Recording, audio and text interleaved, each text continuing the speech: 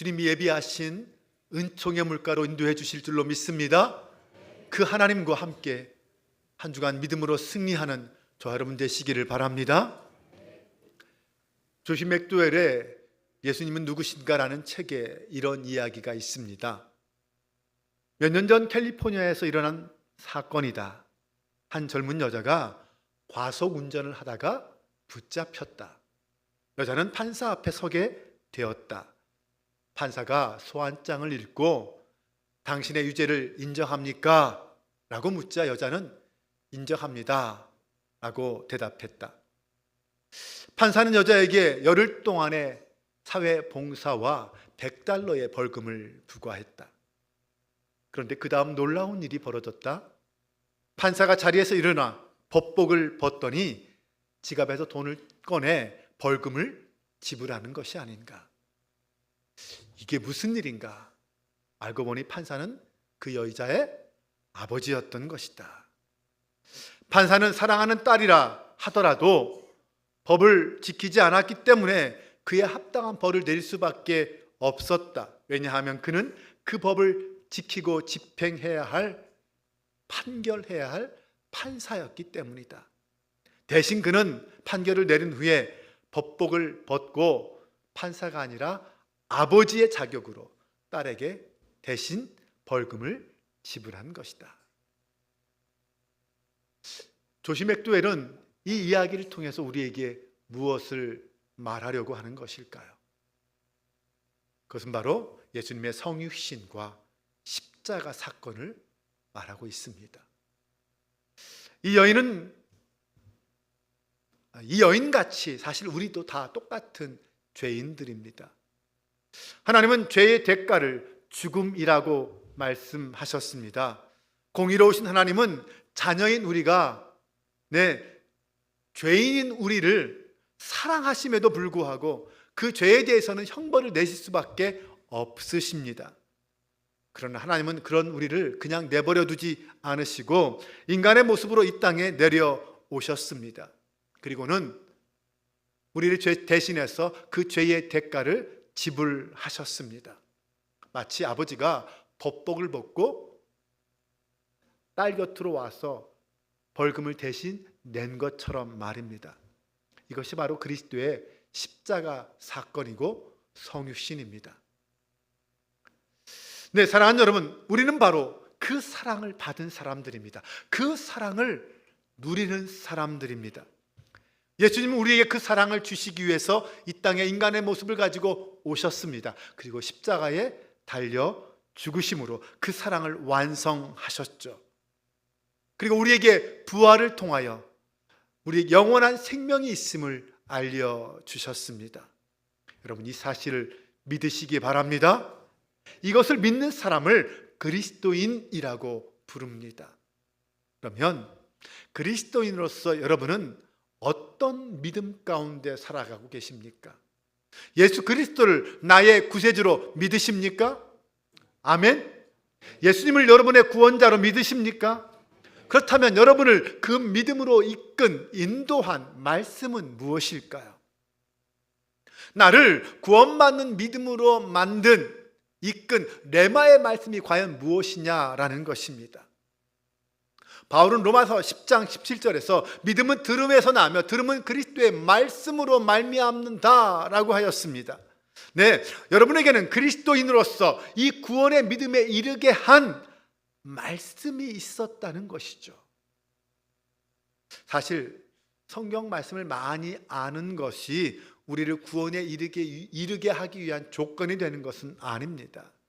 하지만 말씀을 많이 듣고 읽을 때 구원에 이르게 하는 그 믿음이 우리 마음에 생기게 되고 나아가서 우리의 삶이 이로써 완전하여질 수 있습니다. 성경 읽는다고 해서 다 믿음이 생기는 것은 아닙니다. 물론 쉽게 믿음이 생기는 사람도 있습니다. 이런 사람들은 정말 복받은 사람들이죠. 하지만 어떤 사람은 오랜 방황 끝에 믿음을 갖게 되는 사람도 있고요. 어떤 사람은 수많은 실패와 절망을 경험하고 나서야 믿음이 생기는 사람도 있습니다. 또 어떤 사람은 모든 것을 다 잃어버린 후에야 믿음을 갖게 되는 사람도 있고요. 또 어떤 사람은 죽을 병이 걸린 다음에야 믿음을 발견하는 사람도 있습니다. 성 어거스틴이 그러했고 마틴 루터와 존 웨슬리가 그러했습니다. 그들은 성경 말씀의 한 구절이 자신을 사로잡을 때 그 말씀 때문에 그 인생이 완전히 달라지고 변화되는 것을 경험했던 사람들입니다.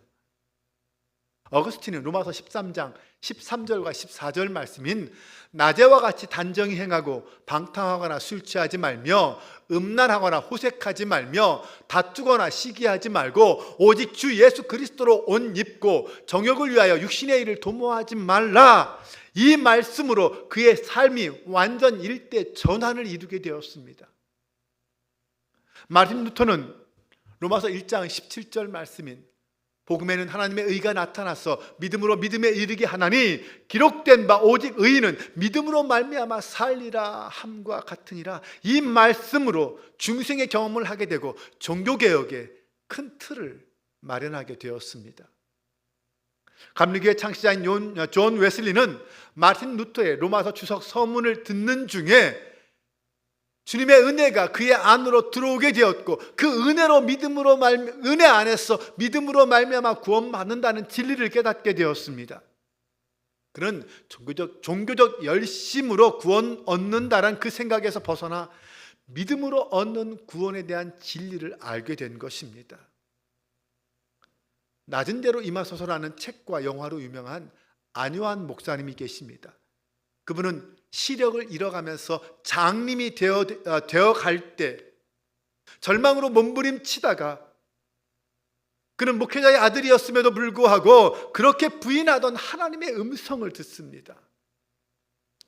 그의 눈에는 목사인 아버지가 가난하고 한없이 무기력한 사람으로 보였습니다. 그래서 그 아버지가 믿고 전하는 그 하나님을 철저히 부인하며 살았습니다. 그런데 그가 마지막 절망 가운데서 스스로 자신의 목숨을 끊으려고 할 그때에 하나님께서 찾아오셔서 그에게 말씀하여 주셨습니다. 구약성경 320면을 찾아 읽어라. 그런 어둠 속에서 더듬거리며 그 성경책을 찾아서 집 밖으로 나가 지나가는 사람들에게 구약성경 320면을 읽어달라고 부탁하기 시작했습니다. 그리고 한 여학생을 만나서 그 학생이 그에게 구약성경 320면을 읽어주기 시작했습니다. 여호와의 종 모세가 죽은 후에 여호와께서 모세의 수종자 눈의 아들 여호수아에게 말씀하여 이르시되 내 종 모세가 죽었으니 이제 너는 이 모든 백성과 더불어 일어나 이 요단을 건너 내가 그들 곧 이스라엘 자손에게 주는 그 땅으로 가라. 학생이 펼친 성경은 여호수아 1장이었습니다. 여호수아 1장 1절부터 계속해서 읽기 시작하다가 9절이 되었습니다. 내가 내게 명령한 것이 아니냐 강하고 담대하라 두려워하지 말며 놀라지 말라 내가 어디로 가든지 내 하나님 여호와가 너와 함께 하느니라 하시니라. 이 9절을 듣는 순간 그는 온몸에 전율을 느꼈다고 했습니다. 그는 성한 눈을 가지고서도 발견할 수 없었던 그 하나님이었는데 그의 육신의 눈이 시력을 잃어갔을 때에 하나님께서는 그의 영의 눈을 뜨게 하시고 그의 영의 귀를 열어 주셨습니다. 그것으로 그는 하나님을 보고 하나님의 음성을 듣게 된 것입니다. 빈민선교와 사회사업으로 유명한 두레마을의 김진원 목사님이 신학교에 가기 전에 절대적인 진리를 찾기 위해서 방황하는 시간들을 많이 보냈다고 간증합니다. 그러다가 어느 선배의 권유로 선배와 1:1 성경 공부를 하게 되었습니다. 그들이 그때 택한 성경이 바로 에베소서였다고 합니다. 그런데 그 에베소서를 읽고 공부하는 과정 가운데서 그리스도 안에서라는 말에서 감동을 받았습니다. 그가 그동안 오랫동안 찾고 헤매던 그 절대적 진리가 바로 이 그리스도 안에서라는 에베소의 중심 구절에 있다라는 사실을 깨닫게 된 것입니다. 그는 더 이상 방황하지 않았습니다. 자신이 발견한 그리스도 예수 안에서라는 그 안에 존재하는 진리를 증거하기 위해서 기꺼이 신학교에 가서 복음을 전하는 목회자가 되었다는 것입니다. 에베소서에서는 그리스도 안에서라는 말, 예수 안에서, 예수 그리스도 안에서, 그의 안에서라는 이 그리스도 예수 안에서라는 의미를 가진 그 말이 몇 번 나오는 줄 아십니까? 무려 32번이나 나옵니다. 1장에서 6장까지 그 짧은 에베소서에 32번이나 예수 그리스도 안에서라는 말이 나온다는 것입니다. 바울은 도대체 그것을 통하여 무엇을 말하고자 한 것일까요? 에베소서는 골로새서, 빌레몬서와 함께 바울이 로마 감옥에서 쓴 옥중 서신으로 알려져 있습니다. 그 내용은 우리의 구원이 믿음으로 말미암아 온다라는 것을 강조하고 그리스도 안에서 성도들이 누리는 그 영적인 축복과 예수 그리스도의 몸 안에서 하나 된 교회가 어떻게 연합하고 하나가 될 것인가, 그것을 이야기합니다. 에베소서는 교회가 어떤 존재이고 그 안에 속한 자들이 어떤 마음과 태도로 이 땅을 살아야 하는지 그것을 우리에게 가르쳐주고 있습니다. 에베소라는 도시는 당시 로마 제국에서 로마와 알렉산드리아 그리고 안디옥에 이어서 네 번째로 큰 도시였습니다. 지중해에서 교통과 산업의 중심지였죠. 당시 헬라 지역의 도시들이 대부분 그러했듯이 에베소도 우상의 도시였습니다. 특히 에베소에는 아르테미스 신전이 있었는데 당시 고대 7대 불가사의 중에 하나였습니다. 지금 보시면 현재의 모습이라고 쓴 것이 기둥 하나 있잖아요. 지금 아르테미스 신전이 기둥 하나밖에 남지 않았습니다. 그런데 그 기둥을 중심으로 해서 기록에 의하여 상상으로 지어진 신전이 그 옆에 있는 겁니다. 네, 이 신전이 얼마나 큰지 여러분이 잘 아는 로마의 파르테논 신전이 있잖아요. 그것보다 2배 이상 크다고 합니다. 아예 작정하고 처음부터 로마의 파르테논 신전보다 2배 이상 크게 짓기로 작정하고 지은 신전입니다. 그러니 7대 불가사의가 되었겠죠. 사도행전 19장을 보면 바울은 3차 전도여행 기간 동안에 그렇게 종교성이 많은 그 에베소에서 3년간 시간을 보내면서 두란노 서원을 만들었고 강력한 성령의 사역들을 그곳에서 행했습니다. 바울이 에베소에 대한 애착이 얼마나 큰지는 사도행전 20장에 바울이 죽음을 각오하고 예루살렘으로 들어갈 때에 에베소의 장로들을 밀레도로 불러서 그들에게 교회를 간절히 부탁하는 것을 통해서 알 수 있습니다. 그만큼 바울은 에베소 교회에 대한 애착이 있었던 것이죠. 후에 바울은 그의 사랑하는 제자인 디모데를 에베소 교회의 후임 목회자로 파송합니다. 그 정도로 에베소에 대한 특별한 애정을 갖고 있었습니다. 그런 에베소에 편지를 하면서 교회에 대한 그의 신앙과 당부가 적혀 있는 것이 바로 에베소서입니다. 에베소서는 크게 두 부분으로 나눌 수 있는데 1장에서 3장까지는 구원을 가져오는 복음에 대하여 교리적으로 설명했다면 4장부터 6장까지는 복음의 실천을 강조하는 이 윤리적인 측면을 다루었습니다. 그렇게 두 부분으로 나누어지는 것이 사실 바울이 쓴 편지들의 대부분의 구조, 일반적인 구조입니다. 신앙이라는 것은 먼저 알고 그 다음에 실천이 있는 것입니다. 네, 알미 없는 실천은 의미가 없고 실천 없는 알은 공허할 뿐입니다. 우리의 신앙은 실천을 위한 것이고 그 신앙의 실천은 복음을 근거로 한 것입니다.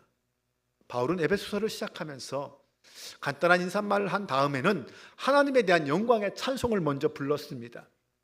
그 찬양의 노래는 우리를 구원하여 주신 그 하나님의 은혜를, 그 감격을 노래하며 찬양하는 것입니다.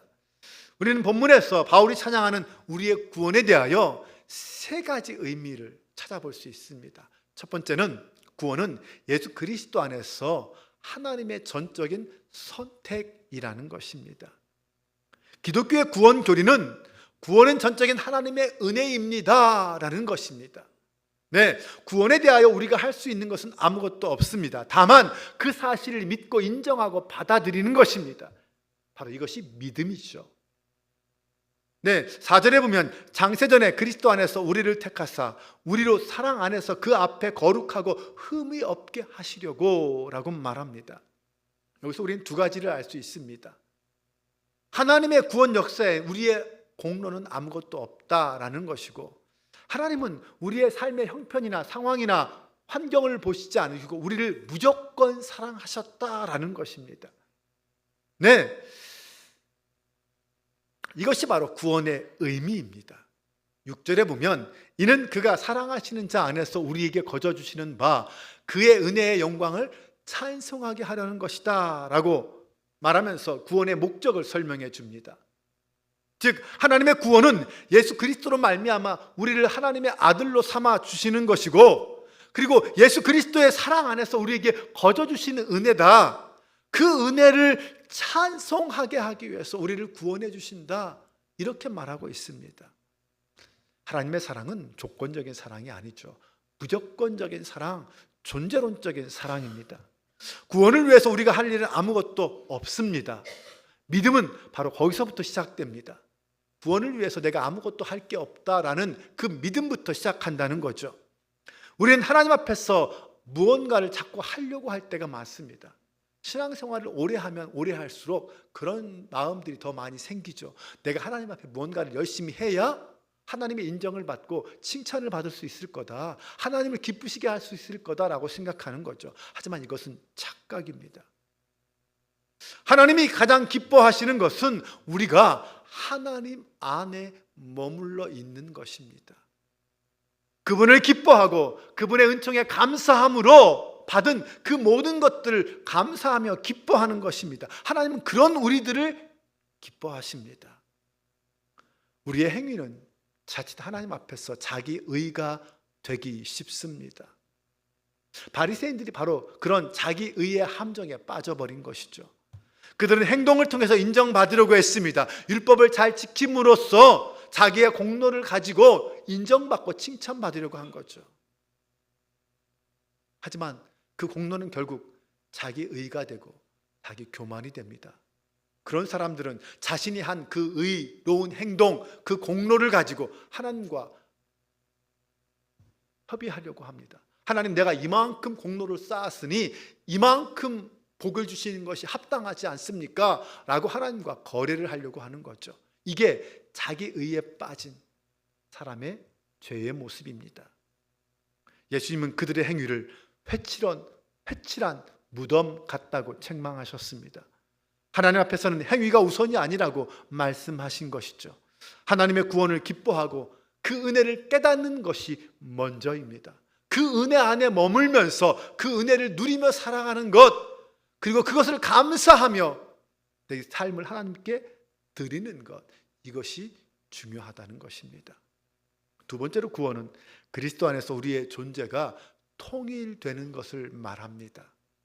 구원이란 하나님의 은혜로 그 십자가의 비밀을 깨닫고 그 거룩한 영을 받았어 그리스도와 우리가 하나가 되는 것을 경험하는 것을 말합니다. 10절에 보면 하늘에 있는 것이나 땅에 있는 것이 다 그리스도 안에서 통일되게 하려 하심이다 라고 말하고 있습니다. 구원은 예수 그리스도를 나의 구주로 받아들이는 것이고, 그럴 때 우리는 성령을 받게 됩니다. 성령은 우리를 하나 되게 만드십니다. 바울은 에베소 4장에서 교회를 설명할 때도 이 교회는 하나라는 것을 특별히 강조해서 말합니다. 에베소 4장 4절과 6절입니다. 함께 화면을 보면서 봉독해 보겠습니다. 몸이 하나요 성령도 한 분이시니 이와 같이 너희가 부르심이 한 소망 안에서 부르심을 받았느니라. 주도 한 분이시죠.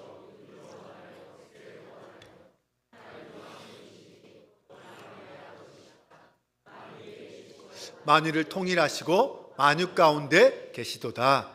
아멘. 우리는 예수 그리스도 안에서 하나님으로부터 부르심을 받고 이제 그 하나님을 아버지라고 부르는 사람들입니다.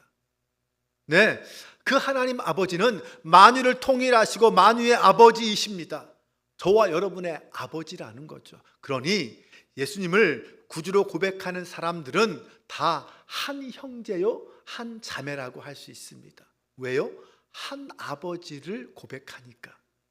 우리는 그 아버지 안에서 하나의 형제요 한 가족인 줄로 믿습니다. 네, 우리가 미얀마의 다공센터와 잠비아의 은돌레센터의 아이들을 사진만으로 바라보면서도 그 마음이 찡하고 울컥하는 것은 왜 그렇습니까? 단순히 그들이 불쌍해서입니까? 아니에요.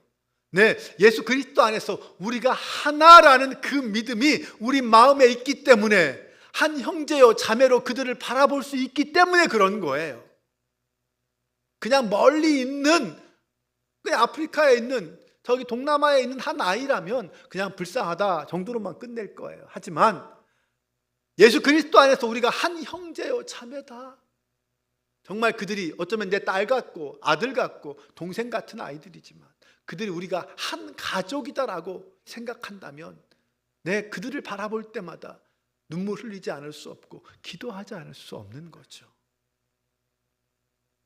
바울 당시에도 유대 그리스도인들과 헬라파 그리스도인들 사이에 서로 반목하고 싸우는 일들이 있었습니다.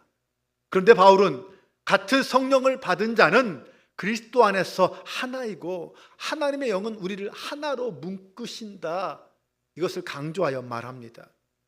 그러므로 그리스도인은 전 세계 안에서 어디 있든지 누구든 하나님 안에서 하나임을 먼저 믿고 서로 품고 사랑할 수 있길 주님의 이름으로 축원합니다. 세 번째로 구원은 예수 그리스도 안에서 성령께서 하나님의 보증이 되는 사건을 말합니다. 14절 말씀에 보면 이는 우리 기업의 보증이 되사 그 얻으신 것을 속량하시고 그의 영광을 찬송하게 하려 하심이다 라고 말합니다. 이 말을 좀 더 쉽게 이해하기 위해서는 세번역 성경을 보면 알 수 있습니다. 이 성령은 하나님의 소유인 우리가 완전히 구원받을 때까지 우리의 상속의 담보이시며 우리로 하여금 하나님의 영광을 찬미하게 하십니다 라고 말합니다. 개역개정에서는 보증이 된다라는 말을 썼다면 세번역 성경에서는 담보가 되셨다라고 표현했습니다. 여러분, 보증이 되셨다, 상속의 담보가 됐다라는 말이 무슨 뜻일까요? 우리의 구원을 확증해 주시는 그 역할, 완성해 주시는 그 역할을 하셨다는 것입니다. 그것을 13절에서는 성령으로 인치셨다, 즉 성령의 날인을 받았다라는 표현을 썼습니다. 또한 여기서 보증이 되셨다는 것은 성령께서 그만큼 우리를 믿고 신뢰하신다는 뜻을 말합니다. 보증이라는 의미의 헬라어가 알라본인데 이것은 최종적인 지불을 보증하는 담보를 의미합니다. 또는 완납하지는 않았지만 상품에 대한 권리를 인정받는 첫 할부금, 보증금, 그런 걸 뜻합니다. 바울이 성령을 설명할 때 바로 이 단어를 가지고 설명했습니다. 성령의 약속을 설명하면서 성령께서 우리의 구원을 보증하는 보증이다, 우리의 구원의 보증이고 보증금이다 라고 말씀합니다. 다시 말하면 하나님이 우리에게 성령을 주신 것은 우리의 구원을 위하여 성령을 보증금처럼, 마치 계약금처럼 먼저 보내신 것입니다. 그것으로 하나님은 우리를 당신의 소유로 삼아주신 거죠. 우리에게 성령을 보내주셔서, 보증금처럼 성령을 보내주셔서 당신의 소유로 삼아주신 것입니다. 이것을 좀 더 쉽게 이해하기 위한 설명해 드리겠습니다. 우리 교회에도 자동차를 세일즈 하시는 분들이 계시죠. 여러분, 보통 자동차를 살 때 어떻게 삽니까? 먼저 한 10만 원 계약금을 겁니다. 그러면 요즘은 몇 달 걸리잖아요. 그럼 몇 달 걸려서 자동차가 옵니다. 그러면 그때 어떻게 합니까? 첫 할부금을 냅니다. 그러면서 자동차 명의를 누구 것이 돼요? 내 것이 됩니다. 내 것으로 바꾸는 거죠. 자동차 값을 다 지불했습니까? 아니에요. 보증금밖에 내지 않았습니다. 첫 할부금밖에 내지 않았어요. 그런데 자동차는 내 것이 되었습니다. 바로 성령께서는 이 보증금의 역할, 할부금의 역할을 하신다는 거예요. 하나님이 성령을 우리에게 보내셨다는 것은 하나님이 우리를 사시기 위해서 성령을 할부금으로 보내신 거예요, 먼저. 그래서 우리를 당신의 소유로 삼아주셨습니다. 우리를 그렇게 구원해 주셨다는 것이죠. 우리가 예수 그리스도를 믿음으로 구원받았다는 것은 이제 성령님이 우리를 구원시키기 위해서 먼저 내주신 보증금으로서 우리 가운데 오셨습니다. 그래서 우리는 하나님의 자녀, 하나님 나라의 백성이 되었고 하나님의 소유가 되었다는 것입니다.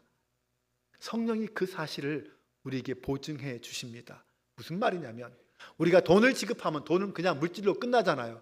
근데 성령은 우리 가운데 오시면 인격이시기에 그분은 우리 안에서 활동하십니다. 우리의 구원을 완성하시기 위해서 우리를 온전케 만들어 가십니다. 하나님의 사람으로 변화시켜 가십니다. 그것이 성령의 역사예요. 그 성령이 우리 안에서 그렇게 역사하고 우리를 변화시키고 바꾸어 가시는 것을 보면서, 하나님이 성령을 통하여 나를 구원해 주셨구나라는 사실을 우리는 깨닫게 되는 것이죠. 사랑하는 여러분, 그러므로 우리는 기뻐해야 합니다. 예수 그리스도 안에 있는 우리는 이미 성령으로 구원의 도장을 찍힌 사람임을 믿으시기 바랍니다. 이젠 물러설 수도 없고 물릴 수도 없습니다. 만약 물은다면 은혜와 구원이라는 하나님의 그 모든 계약 관계가 부정되는 것입니다. 우리의 구원을 위한 하나님의 모든 사건이 부정되는 것이죠. 우리는 예수 그리스도를 믿음으로 말미암아 성령의 난인을 받은, 구원받은 하나님의 자녀임을 믿으시기 바랍니다. 그러므로 우리는 늘 그 성령과 날마다 함께 있어야 합니다. 성령이 우리 곁을 떠나면 우리의 구원은 취소가 되는 것과 같습니다. 우리의 구원은 잃어버리는 것이 돼요. 그러므로 성령 안에서 날마다 살아갈 때 우리는 구원의 능력을 누릴 수 있고 구원의 은혜 안에 살아갈 수 있습니다. 성령으로 말미암지 않고는 결코 구원받을 수 없다는 것이죠. 구원은 그리스도인의 기본적인 문제이면서도 가장 중요한 문제입니다.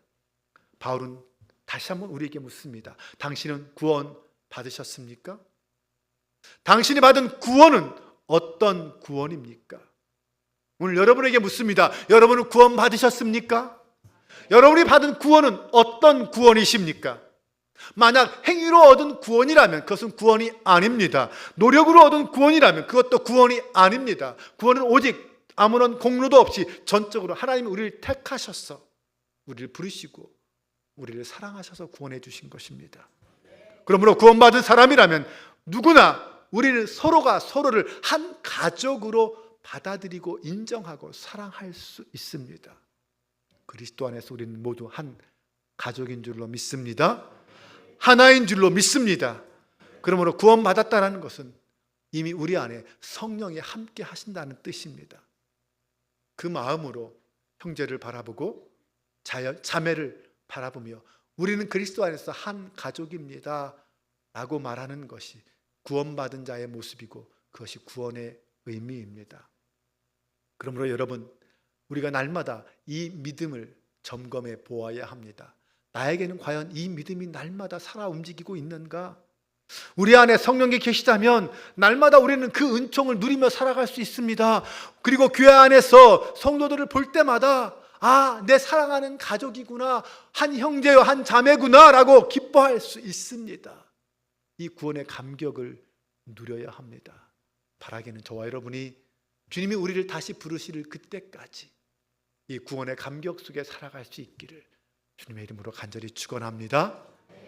우리 함께 이 시간 그 감격을